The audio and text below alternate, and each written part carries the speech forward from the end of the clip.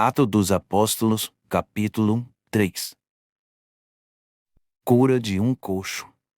Pedro e João iam subindo ao templo para rezar a hora nona. Nisto levavam um homem que era coxo de nascença e que punham todos os dias à porta do templo, chamada Formosa, para que pedisse esmolas aos que entravam no templo. Quando ele viu que Pedro e João iam entrando no templo, implorou a eles uma esmola. Pedro fitou nele os olhos, como também João, e disse: Olha para nós. Ele os olhou com atenção, esperando receber deles alguma coisa. Pedro, porém, disse: Não tenho nem ouro, nem prata, mas o que tenho eu te dou. Em nome de Jesus Cristo Nazareno, levanta-te e anda. E tomando-o pela mão direita, levantou-o. Imediatamente os pés e os tornozelos se lhe firmaram. De um salto pôs-se de pé e andava. Entrou com eles no templo, caminhando, saltando e louvando a Deus. Todo o povo o viu andar e louvar a Deus. Reconheceram ser o mesmo coxo que se sentava para mendigar à porta formosa do templo, e encheram-se de espanto e pasmo pelo que lhe tinha acontecido. Como ele se conservava perto de Pedro e João, uma multidão de curiosos afluiu a eles no pórtico chamado Salomão. À vista disso, falou Pedro ao povo: Homens de Israel, por que vos admirais assim? Ou por que fitais os olhos em nós, como se por nossa própria virtude ou piedade tivéssemos feito este homem andar? O Deus de Abraão, de Isaque e de Jacó, o Deus de nossos pais, glorificou o seu servo Jesus, que vós entregastes e negastes perante Pilatos, quando este resolvera soltá-lo. Mas vós renegastes o santo e o justo e pedistes que se vos desse um homicida. Mataste o príncipe da vida, mas Deus o ressuscitou dentre os mortos. Disso nós somos testemunhas. Em virtude da fé em seu nome, foi que esse mesmo nome consolidou este homem, que vedes e conheceis. Foi a fé em Jesus que lhe deu essa cura perfeita à vista de todos vós. Agora, irmãos, sei que o fizestes por ignorância, como também os vossos chefes. Deus, porém, assim cumpriu o que já antes anunciara pela boca de todos os profetas, que o seu Cristo devia padecer. Arrependei-vos, portanto, e convertei-vos, para serem apagados os vossos pecados. Virão, assim, da parte do Senhor os tempos de refrigério, e ele enviará aquele que vos é destinado, Cristo Jesus. É necessário, porém, que o céu o receba até os tempos da restauração universal, da qual falou Deus, outrora, pela boca dos seus santos profetas. Já dissera Moisés: O Senhor nosso Deus vos suscitará, dentre vossos irmãos, um profeta semelhante a mim. A este ouvireis em tudo o que ele vos disser. Todo aquele que não ouvir esse profeta será exterminado do meio do povo. Todos os profetas que têm falado sucessivamente desde Samuel anunciaram estes dias. Vós sois filhos dos profetas e da aliança que Deus estabeleceu com os nossos pais, quando disse a Abraão: Na tua descendência serão abençoadas todas as famílias da terra. Foi em primeiro lugar para vós que Deus suscitou o seu servo, para vos abençoar, a fim de que cada um se aparte da sua iniquidade. Explicação, capítulo 3. Muito bem, chegamos então hoje a Atos dos Apóstolos, capítulo 3, e então tivemos Pentecostes e agora milhares de pessoas foram batizadas. Há pessoas que estão seguindo o Senhor e estão se reunindo. Mencionamos isso antes no capítulo 2, versículo 42, que diz: E apegavam-se firmemente ao ensino e à comunhão dos apóstolos, ao partir do pão e às orações. Isso é muito importante. Mas aqui está em Atos, capítulo 3, Pedro e João estão subindo ao templo. Por quê? Eles estão subindo para orar. Porque eles são bons judeus. Você tem que lembrar disso. A razão pela qual passamos todo esse tempo lendo o Antigo Testamento é porque o Antigo Testamento ainda está em vigor. O Novo Testamento é o cumprimento do Antigo Testamento. O que o Padre Mike quer dizer com ainda em efeito, que havia uma heresia no passado que diz: o Antigo Testamento está abolido agora. As escrituras hebraicas são completamente desnecessárias e inúteis. Esse não é o caso. Isso foi uma heresia que foi condenada. O Novo Testamento, em Cristo Jesus, as promessas de Deus do Antigo Testamento são cumpridas, não abolidas. Jesus até diz isso. Então, aqui estão Pedro e João subindo ao templo. Talvez eles estejam indo para lá porque querem a oportunidade de pregar no recinto do templo, mas até porque eles estão subindo na hora da oração, porque eles se viam como judeus. Apenas o judaísmo cumprido em Jesus Cristo. Então aqui estão eles. E tem uma pessoa sentada implorando no portão. Eles olham para ele atentamente. Versículos 5 e 6. E fixou neles a sua atenção, esperando receber deles alguma coisa. Mas Pedro disse: Não tenho prata nem ouro, mas dou-te o que tenho. em nome de Jesus Cristo de Nazaré, levanta-te e anda. A resposta dele é exatamente a resposta que você esperaria de quem não conseguia andar e, de repente, está completamente restaurado. Versículos de 8 a 10. E, saltando, pôs-se em pé. E andou. E entrou com eles no templo, andando, saltando e louvando a Deus. E todo o povo viu, andando e louvando a Deus. E o reconheceu como aquele que estava sentado para esmolar na porta formosa do templo. E eles ficaram maravilhados e surpresos com o que havia acontecido com ele. Exatamente isso. Isso é o que você estaria fazendo.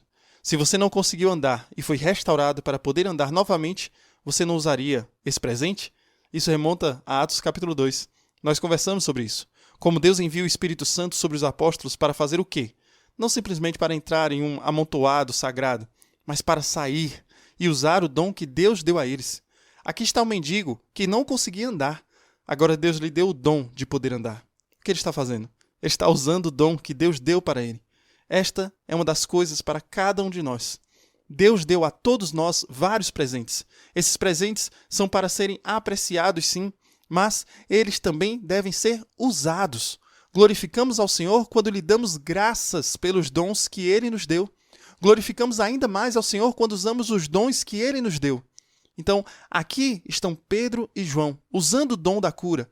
Aqui está o homem que recebeu o dom de andar e pular e dançar, e ele está usando esse presente.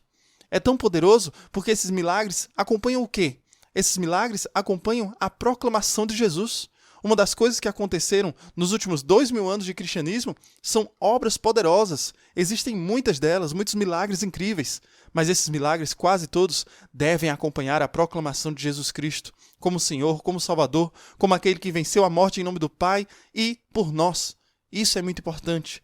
Milagres, sim, acontecem porque Deus nos ama. Milagres existem, mas a função dos milagres, ou a razão pela qual Deus continuaria a fazer milagres no nosso mundo, não é apenas porque Ele nos ama, porque às vezes o milagre pode não acontecer, mas, mais ainda, é para que Deus possa ser conhecido. Então aqui está o poderoso trabalho que é feito. Aqui está o milagre que é realizado, a cura que acontece, para que Ele possa ser proclamado. Essa é a coisa-chave da nossa experiência. Porque percebemos que a cura física é muito importante, mas a cura espiritual é ainda mais. Porque o sofrimento espiritual e a morte espiritual são ainda mais debilitantes. A cura quase sempre deve acompanhar uma proclamação de Jesus Cristo como Senhor, como acontece hoje. É incrível em Atos 3, mas também tem um preço. Porque amanhã veremos Pedro e João serem convocados perante o concílio, o sinédrio. Veremos como será amanhã. Hoje também temos a carta de São Paulo aos Romanos, e esta é uma obra-prima. Esta é uma proclamação do Evangelho como nenhuma outra. Portanto, será muito difícil tentar resumir o que São Paulo diz na sua carta aos Romanos. Lembre-se que antes disso, ele estava falando sobre aqueles que eram gentios, que não conheciam a lei, a revelação de Deus.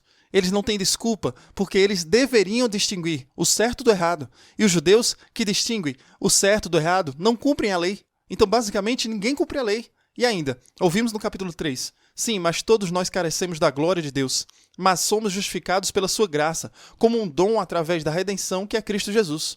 O que é algo incrível. Em Romanos capítulo 4, São Paulo aponta para Abraão. Não apenas ouvimos sobre Abraão em Atos 3, mas também ouvimos sobre ele em Romanos capítulo 4. O ponto que Paulo está enfatizando é, vamos voltar. Lembre-se, em Roma haviam dois grupos de cristãos. Cristãos que vieram do judaísmo e os cristãos que não vieram do judaísmo. Houve um período de cerca de 5 anos em que os judeus foram expulsos de Roma. Agora, eles voltaram, incluindo judeus que eram cristãos. Eles poderiam ter tido opiniões diferentes sobre como as coisas deveriam ser feitas, como as pessoas deveriam viver.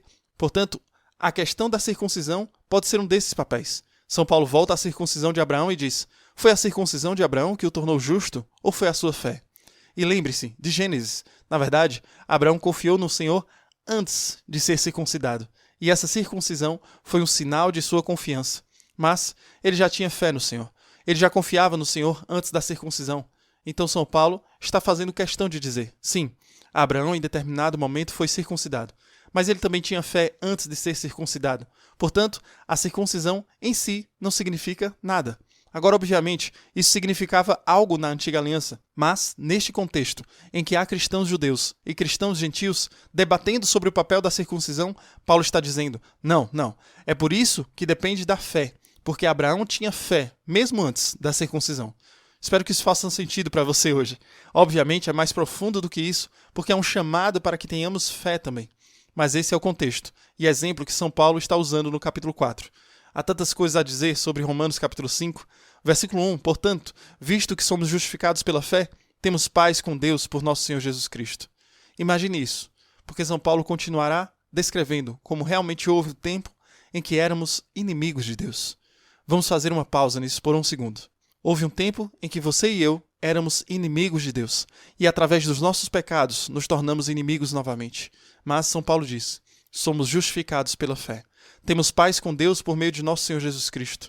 Jesus transformou a inimizade que tínhamos entre nós e Deus em uma amizade, em paz. Romanos 5,2, por meio dele obtivemos acesso a esta graça na qual estamos firmes e podemos nos alegrar em nossa esperança de compartilhar a glória de Deus. Isso é incrível. Esses são os 2 primeiros versículos do capítulo 5. Mas então, além disso, versículos de 3 a 5, mais do que isso, nos regozijamos em nossos sofrimentos, sabendo que o sofrimento produz perseverança, e a perseverança produz caráter, e o caráter produz esperança, e a esperança não nos decepciona, porque o amor de Deus foi derramado em nossos corações através do Espírito Santo que nos foi dado. Isso é inútil, certo? Sabemos que Deus usa de tudo. Sabemos que nada é desperdiçado quando entregue a Deus. Então, até nossos sofrimentos fazem alguma coisa. Nossos sofrimentos produzem resistência, produz caráter, que produz esperança, e a esperança não decepciona porque temos o amor de Deus em nossos corações através do Espírito Santo. Mas então, Padre Mike cita isso mais uma vez. Romanos 5, 6, 7. Enquanto ainda estávamos desamparados, Cristo morreu no tempo certo pelos ímpios. Ora, dificilmente alguém morrerá por um homem justo, embora talvez, por um homem bom, alguém ouse até morrer. Na Nova Bíblia Americana, continua dizendo, mas Deus prova seu amor por nós, quando, enquanto éramos ainda pecadores, Cristo morreu por nós. São notícias boas. Enquanto éramos inimigos de Deus, Ele morreu por nós. Enquanto éramos seus inimigos, Jesus Cristo deu a sua vida por nós. Enquanto éramos ainda pecadores, Ele morreu. Sim, se já somos bons, talvez uma pessoa realmente justa, se já fôssemos amigos, talvez uma pessoa boa encontrasse coragem para morrer por nós, mas Deus prova seu amor por nós porque, enquanto ainda éramos seus inimigos, enquanto ainda éramos pecadores, Cristo morreu por nós. Romanos 5,10, porque se, sendo nós inimigos, fomos reconciliados com Deus pela morte de seu Filho, muito mais, agora que estamos reconciliados, seremos salvos pela sua vida. Que presente! Em seguida, ele fala sobre Adão, cuja desobediência trouxe a morte ao mundo.